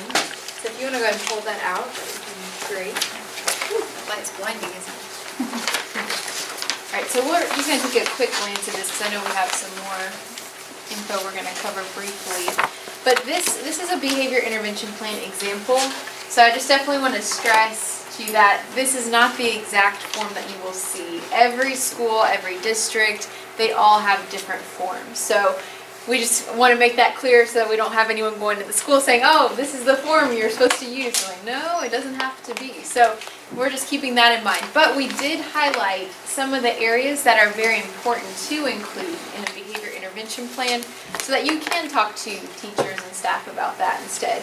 So the first thing that's really, really important that the staff will do is to operationally define the behavior. So if you look at that first one there where it says tantrum. So for example, if I'm a teacher and then I have maybe someone else collecting data as well, because it's not a bad thing to have a couple people collecting. So if I see the word tantrum but didn't define it, I might think that means, oh, so if they tell me, oh, I'm not doing your work, I'm not doing anything you said to do, so I might think that's a tantrum because they're defying me, you know, but this person over here who's collecting data might think, oh, a tantrum is the kid is, what people like to say a lot of times, not a definition, but out of control, they're screaming, they're throwing things, they're hitting me. That's what a tantrum is to me. So if they both collect data on those two different definitions, do you think they're going to get accurate data? Not at all, no. So that's why we make sure that when you look at the form, did they define that behavior? So this one, for example, says anytime the student screams, cries, or makes verbalizations above normal conversational tone. That's something that we can all, if we each took data and looked at that definition, we could pretty well go in a room and say, oh, they did that, or they did this. So that part's very important. Then underneath it should talk about the FBA, the Functional Behavior Assessment. So for example, this child, they determined that it was escape. So they said, okay, that's the function, this is what we're looking at. And it's important to determine that because your intervention should directly tie to the function. Otherwise, I mean, the research shows it's not going to be as effective if it doesn't match that function. So then if you turn over to the preventative procedures, and that's kind of what we were starting to talk about earlier, it's hard when you're in the moment as a parent or a teacher and these things happen because we just react and we have to just do something because we can't let them hurt themselves or somebody else. But the preventative procedures will allow, for example, if you have a student who's functioning in escape, just trying to get out of a situation, some good interventions would be requesting a break from the activity. They're in an English group. They don't like English work. May I take a 5-minute break, please? That's more appropriate than ripping up their paper, throwing it, and taking a break on their own. You know, they just decided to take an hour break, it's safe, you know, instead of saying, may I have 5 minutes? Versus, and another example would be requests for help with difficulties. If it is that skill deficit, they don't know how to do their work, it's more appropriate to ask for help than to, you know, once again, find another way to escape the activity. So that's an example of what they should include, those types of interventions. And then finally on this form, we should be looking at reactive procedures. So I think Mark mentioned this a little bit before. So maybe if the function is attention and you decide to do a differential reinforcement and you say, I'm only going to give attention to behaviors that are appropriate, but I'm not going to give attention to the behaviors that are not appropriate. So if you can imagine if maybe you're right here saying, oh, Miss Jones, Miss Jones, Miss Jones, you know, and we're working on a different behavior instead of that, so I don't answer or, you know, whatever it might be, your behavior may escalate. You might say it louder and longer and shout it and then start kicking, you know, it might increase before it decreases. So we have to keep that in mind, and that's why we have reactive procedures, because we need to be prepared for physical aggression. What will we have? What will we do if there's screaming or inappropriate touching or property destruction? So they should include this on the form so that you know that they're prepared in case something occurs.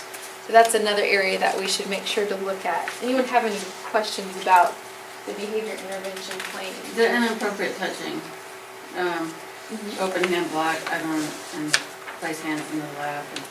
Right, that's a great question. Sometimes if a student, sometimes they'll have SIB, we call the injurious behavior to themselves.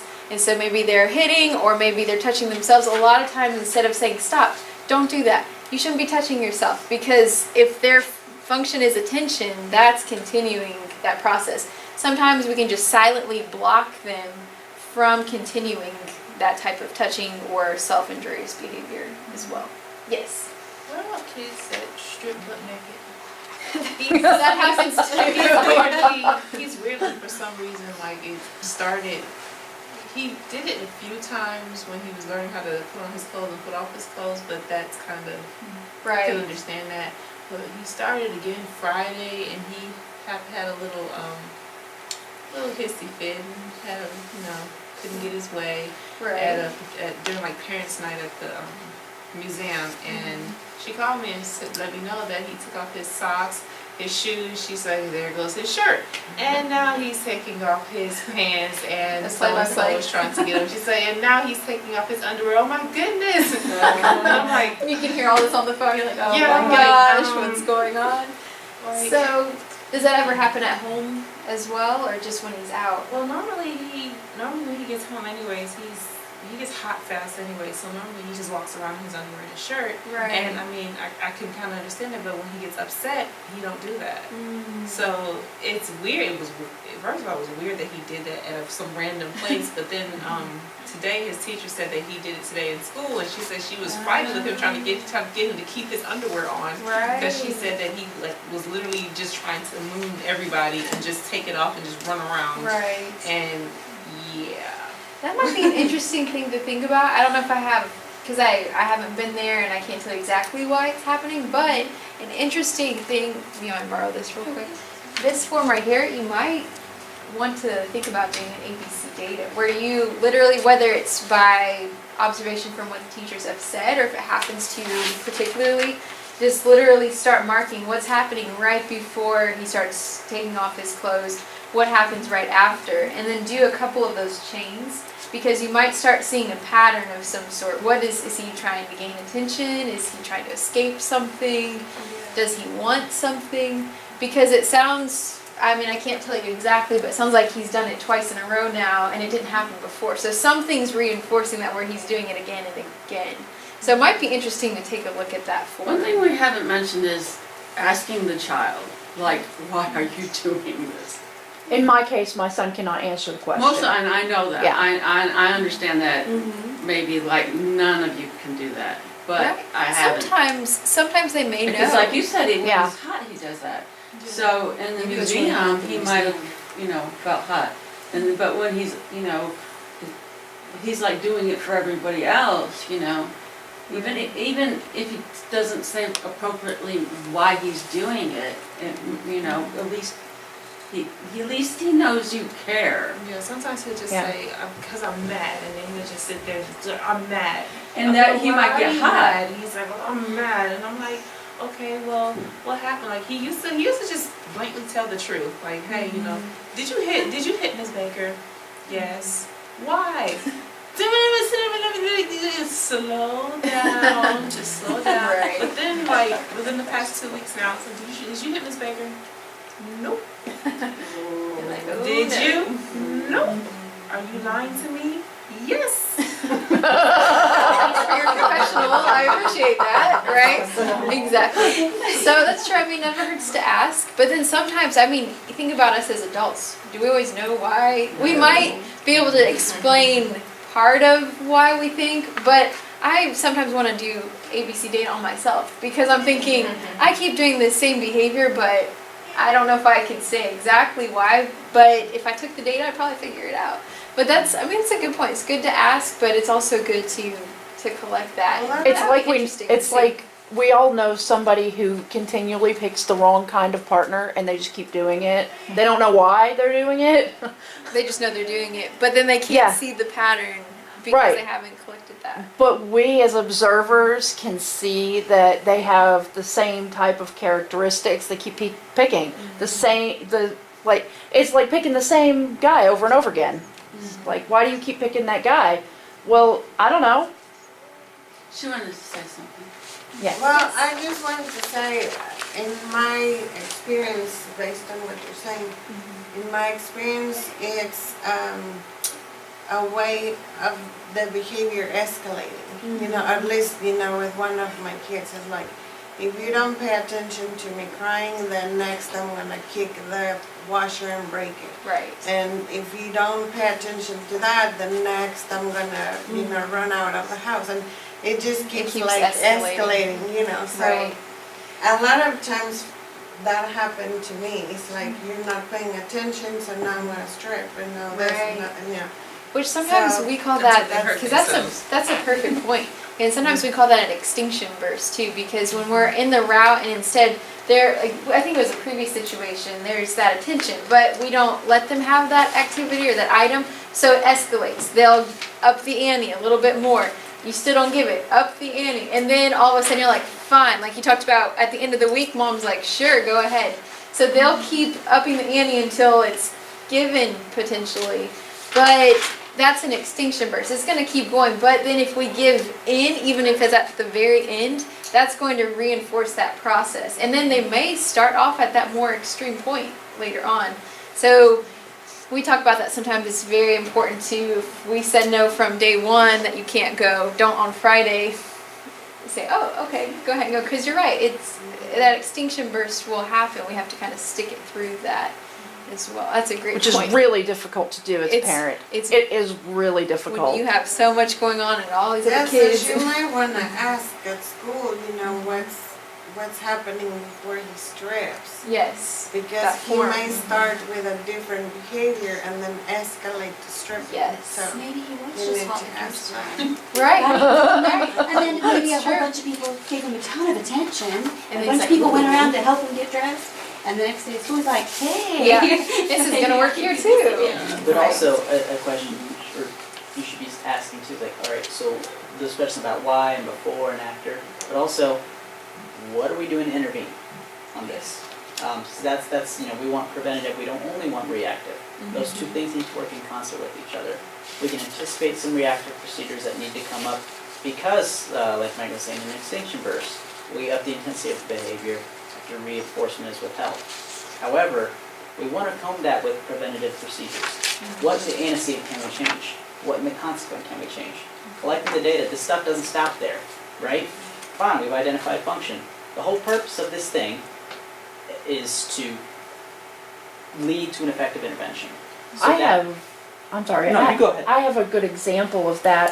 What we did with my son to get him so that he could be in crowds is we started with time of the day. We'd go to the restaurant at 3 or 4 o'clock.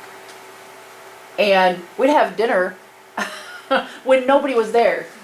Nobody's having dinner at 4 o'clock, except for, you know, the older crowd who's going to bed earlier. But we'd go to breakfast at 11. Everybody's already eaten breakfast by then. And then eventually we started, okay, we'll get closer to noon for lunch. We'll get closer to dinner time. And, you know, and now he's okay with crowds most of the time, not all the time. And he doesn't have to wear headphones, and he doesn't have to, you know, he doesn't have to have his ears covered or anything like that. We started with the grocery store. We would put him in the shopping cart. And we did that because he bolted, but it also gave him the safe place. Right. And we would take him to the grocery store Okay. in the middle of the week. The meeting ended at 8:30, but Right. if you want to try to get in your last 2 slides, it can, it's all up to you. I leave it to you. Let's skip to the 10. Yes. I think. He's right. The only other thing I have to say is that when you have the behavior intervention plan, just make sure that the teacher is taking continual data within that 6 to 8 weeks before you meet again. So it's important that there's that, and they should give you visual representation of the data. We didn't get that in there. Area. So they should be giving that as well. That's just my little side piece. We're gonna go ahead and kind of move Yeah. to the end, that way we can finish up. You take your time, we're here, but. Yes, we wanna make sure to get you all. Yeah. But whatever you need to do.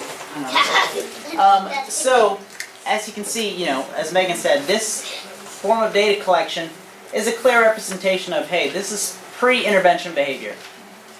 This is post-intervention behavior. This can give us clues as to, hey, they're not responding to the intervention. Do we need to modify the intervention? Okay? So you can see some fancy formats of graphs, like circle graphs, pie charts, whatever. However, preference-wise, I think this is a very clear representation. You can ask for this.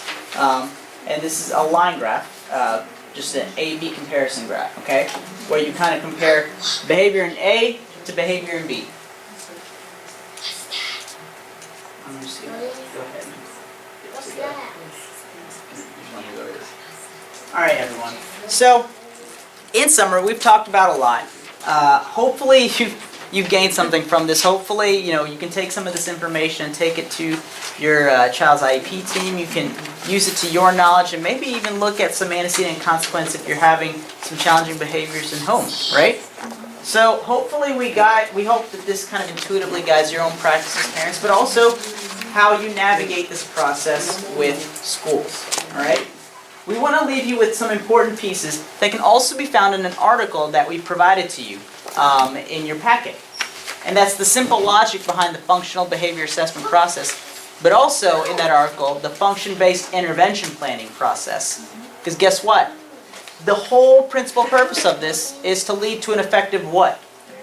Intervention. If we just stop at identifying function, we're underutilizing this and we're doing it wrong. Okay? These things should be purposely done with the goal in mind to lead to an effective intervention. Function does matter. Okay? First off, function matters and we need to assess that. Considering the physical characteristics of behavior is important too, but neglecting the function of a behavior might ill-advise us. Okay? FBA requires repeated observations. I've heard this point made that, hey, this just wasn't enough information. That's why we do more than just one observation. Okay? And you can advocate for that. You can ask for that. You can ensure that the data that they present to you at their next IEP or FBA meeting is data that reflects that a continued observation has occurred. Okay? Next, this should lead, I've been intentionally repetitive with that statement, okay? Lead to an effective intervention plan. And, as Megan said, teachers should collect ongoing data to determine if any modifications need to be made to it, and we bolded that, and here's why. It's because oftentimes we might just check boxes and say, hey, we've made the behavior intervention plan, now let's just do it, we're done. Consider this a case closed. No. Okay? The case is not closed. Case is ongoing. We need to look at the data. We need to collect ongoing data, and you can ask for a behavior intervention plan follow-up meeting. We should be doing that to assess if we need to modify the intervention. If, when we look back at that graph, that we saw, suppose if we go back here, suppose that we saw no change in B, and we see A and we see kind of B all at elevated levels right up here. What is that telling you? Yeah, the plane stinks. All right. Let's come back to the table. Let's modify something. Let's try and figure out and parse out based on the data we've collected. Make changes. Don't check boxes. Don't get into that pattern. Okay? And lastly, what's lastly? So, your video tools are provided to you. Hopefully, we've been able to give you some information that you can use to your benefit. Our emails are there as well. You can email us, ask any questions you want. However, I have to say, just legally speaking, we are restricted in terms of what advice we can give specific to a child. We are not functioning under the context of a behavior analyst with you. Okay? So we have to make sure that we apply to legally ethic boundaries that we have with that. But general questions in regards to process, procedures regarding this, we'd love to continue to help navigate this because an hour and a half just isn't enough. Right? There's a lot of stuff to talk about. We could have talked for a whole day. But We can't. We don't have that time. And a whole PhD program. So, yeah, there you go. Join us, yeah. So come join us. So, yes, ma'am. So I loved it, I mean, it was really helpful, and I know that this is a brief training tool a training for parents. Do you guys I don't know, do you guys need experience in other settings? Because I'd love if you'd come to a clinical setting and give something similar. So we provided similar trainings to general education teachers. I've been doing in-services upcoming too with schools in terms of that settings. In terms of more clinical settings with I'm assuming clinical psych, is that what you're? Yeah, counseling psych, yeah. Counseling psych, I'm sorry. So we could try, yeah. Sure. Actually that'd be Glad pretty, to. that'd be pretty fun to get in a room with a bunch of psychologists too, because they'd bucket this. Right. I think it'd be interesting. They'd bucket this. And that's just I can stay in my ground. I think that'd be interesting. Huh? You love a challenge? I love a challenge. Yeah, I do Get love on, a we're challenge. I ready. can stay my ground. Yeah, we'll do it. Sure. No, they're desperate for training, actually, they're like, no. Yes, you have our email address, so Yeah. Yeah. let us What's know. their name? Love that. I know Kirsten's already offered to do something too, so I don't know if you guys want to work together with the PCBA people, but yeah. Yeah. We'd love to extend what we know and cross-pollinate. That's important because it doesn't do any good to work in silos and restrict what we know to just us. It's important to extend this information out there. So yes, we'd love to at any opportunity to help. Any other ending questions? Any advice about when you find behaviors that are, there's dual functions of a behavior simultaneously? Do you address the most interruptive behavior as far as in the school setting first? What's Do this you try and do, Yes. So now if a single behavior such as running into traffic, those more high intensity, problematic because they're dangerous behaviors. Sure. It can be duly maintained, escape and attention. Right. Whatever intervention you propose, for example, this is why all this is individualized too. Sure. We don't want to tap into Pinterest interventions that we find online because it's not going to be individualized for your child. You need to ask these questions. However, the first question to me matters the most. Sure. Why would I focus all of my efforts on your on-task behavior when really your main behavior of concern is jetting out into high traffic? Why would I focus on standing in line correctly when you engage in self-injurious behavior such as headbanging on hard surfaces? We have to intervene on the behavior ethically on the one that poses the most significant danger to the student themselves or the learning environment around them. And that is going to be the most important. So an FAB in the school setting, I've never actually done an FAB in the school setting. You only focus on one behavior at a time? So within an FBA, you would essentially... Sorry. No, you're fine. So you can focus on number of behavior. What you want to do is you don't want to go in there with a prescription of what you're looking for. You want to go in there with a blank template. Sure. Let me see what I find. If you find a behavior that is more problematic and dangerous for them or the students around them, that has to be the one you ethically Sure. intervene on as a school, and they may focus all their efforts on there. Sure. And then collaterally, you may see outcomes across other behaviors, or within an intervention plan, you make sure that you highlight, this is for this behavior, this is for this behavior, this is for this behavior. The BIP form that we gave you, the sample, is a sample. It is by no means prescription in a universal format. That is one from that we took because we thought it had some of the necessary components, but it's going to be very different across school districts. Okay, you can address multiple behaviors to answer your question, yes, but you want to make sure that the behavior that poses a danger is the one that is a focal point for your child's school team. And I'm just thinking with general education teachers and even special education teachers, just the environment in a classroom is there's so many variables to affect that child's behavior, especially with younger kids. It's not like you can tell the 3-year-old, hey, don't look at your peer when he smacks you in the arm. So, Right, so maybe focusing on one at a time is going to provide you with the most information as far as whether your intervention is being effective or not. truth. And you can also do a class-wide intervention in concert with the behavior intervention plan for an individual student. A class-wide intervention might be training a class. I've done this before. We had to write a BIP, but we had to effectively train the class when the student wasn't there one time on how to plan to ignore. because attention was feeding this behavior like it was at a feast, okay? So, train the class to plan ignore.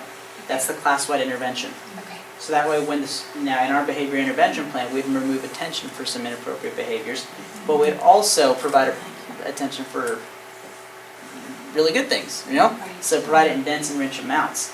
More specifics to it, but that's a general case right there. Class-wide interventions with behavior intervention plans can work together. Okay. Like I said, there's no like one way, hey, no, if a school tells you we're not allowed to do a class-wide intervention, that's baloney. So, because they are. And so if they think that's going to benefit, they should be. Good question. Any other questions?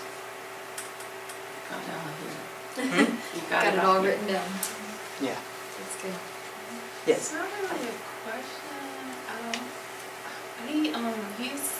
He had ABA services for a few months, and it seemed like he's been seeing OT and speech, and then he sees like six different services in school. But it seemed like when he started OT, when he started going through the whole process of ABA, when he started going through the whole process of that, it seemed like it was conflicting with what he was doing in OT, because they were doing two different techniques, and he was so used to the technique that his occupational therapist was teaching him that he was kind of just like beating up all the women in there at ABA, and their phase one of what they were trying to do, I can't even remember it, I just kind of like erased everything out of my mind, but their step one, their phase one was kind of like when he, I guess they were trying to identify what was causing those triggers and stuff like that, and they told me, but if he asked, hey mommy, come here, they told me respond within 2 seconds, and then she said then the second phase would be to try to, no, I can't do that, but it seemed like it was doing more confusing him than anything else. And what you're going to find is that there's going to be people that buck at this, taking functional approaches. You're going to see people that buck at that, taking more of a mental health perspective. I think, this is my personal opinion, and I'm going to check this, so take it for what it is. If all of that stuff could work in tandem, then we'd increase the opportunities for success, correct? However, people have different theories, learning theories on how to manage behavior. We're going to find those conflictions professionally. That's just going to happen. When it happens to the detriment of your own child, that's when you see the impacts and feel it directly. Right. Because it would be ideal if they kind of talk to each other or something, and then instead of having 6 different interventions going on at one time, but like Mark said, sometimes it's not always possible, but ideally that would be nice if they could all work together with that. Because it seemed like they started one way, and it seemed like OT has started directly from phase 2. And you know what? And let me be clear in saying that it's not that what they're doing is wrong. Because I don't know occupational therapy. I don't know speech-language pathology. That's all gibberish to me. However, what's the middle ground? What can we do to make sure that we're not each implementing 25 different interventions? What's the middle ground to say, like, hey, I want to incorporate what these multiple disciplines have said in providing support for my child, but let's streamline it. Let's not have different avenues. Instead of everybody doing the same thing. Because what they're doing is valuable, and there's merit, and they have their methods that have been proven. We have ours, but can't work in silos, right? Gotta cross-pollinate. Gotta figure out avenues which we can kind of merge and combine. Very good question. Folks, thank you for your time tonight. Yes, I appreciate you guys coming. Thank you so much. Yeah, thank you. And thanks for letting us film. Yes.